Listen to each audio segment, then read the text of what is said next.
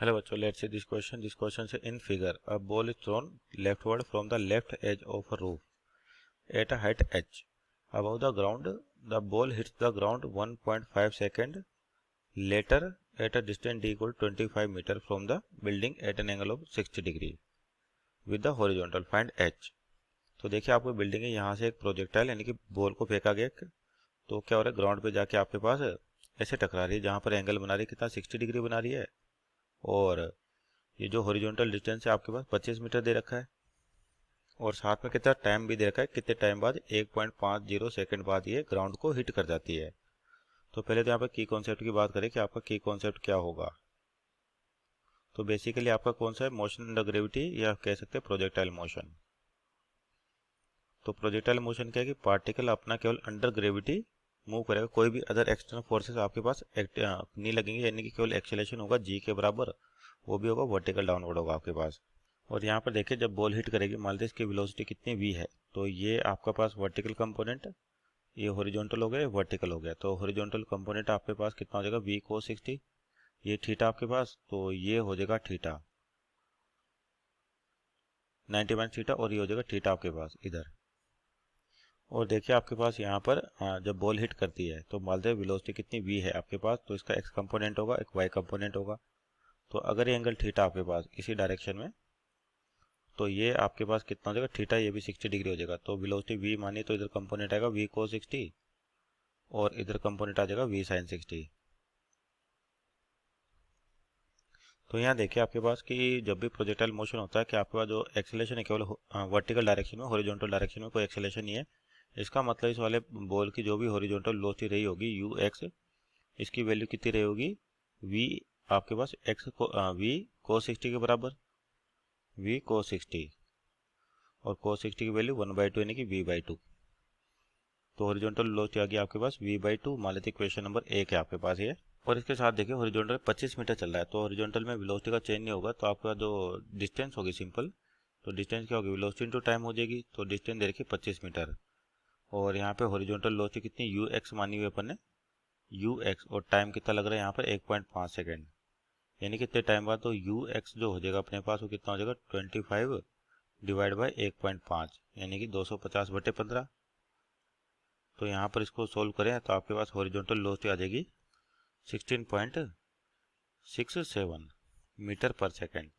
तो यानी कि ux की वैल्यू आ गई आपके पास कितनी, 16.67 मीटर पर सेकेंड, और ux किसके बराबर है, v/2 के बराबर है। तो यानी कि जब हिट करेगा तो v की वैल्यू निकाल सकते हैं अपन, क्या हो जाएगी v की वैल्यू, तो v की वैल्यू हो जाएगी 2 टाइम्स ऑफ vx, यानी कि v equal to 2 times of vx ux, यानी कि कितना हो गया 2 इंटू 16.67, तो मल्टीप्लाई करके 33.33 मीटर पर सेकंड। तो आपके पास यहाँ से v की वैल्यू आ गई। अब अपने को क्या चाहिए, यहाँ पे देखिए कि ये बताना अपने को जो एंगल थीटा भी दे रखा है अपने को, बॉल भी दे, और आपको यहाँ पर जो है h निकालना अपने पास। तो अब देखिए यहाँ पर आपके वर्टिकल में वेलोसिटी कितनी है, v sin 60, और अपने को यहाँ पे टाइम पता चल गया। और यहाँ पर एक और चीज़ v की वैल्यू निकाल सकते हैं, तो v sin 60 यानी कि फाइनल वेलोसिटी कितनी हो जाएगी आपके पास, यह कि 33.33 इंटू साइन 60 यानी कि √3/2। तो ये वैल्यू हो जाएगी आपके पास यहाँ 38.50 मीटर पर सेकेंड। तो ये आपके पास वेलोसिटी हो गई। और देखिए आपको वेलोसिटी कितनी है, यहाँ पर जब ग्राउंड हिट करते वर्टिकल डायरेक्शन में 38.50।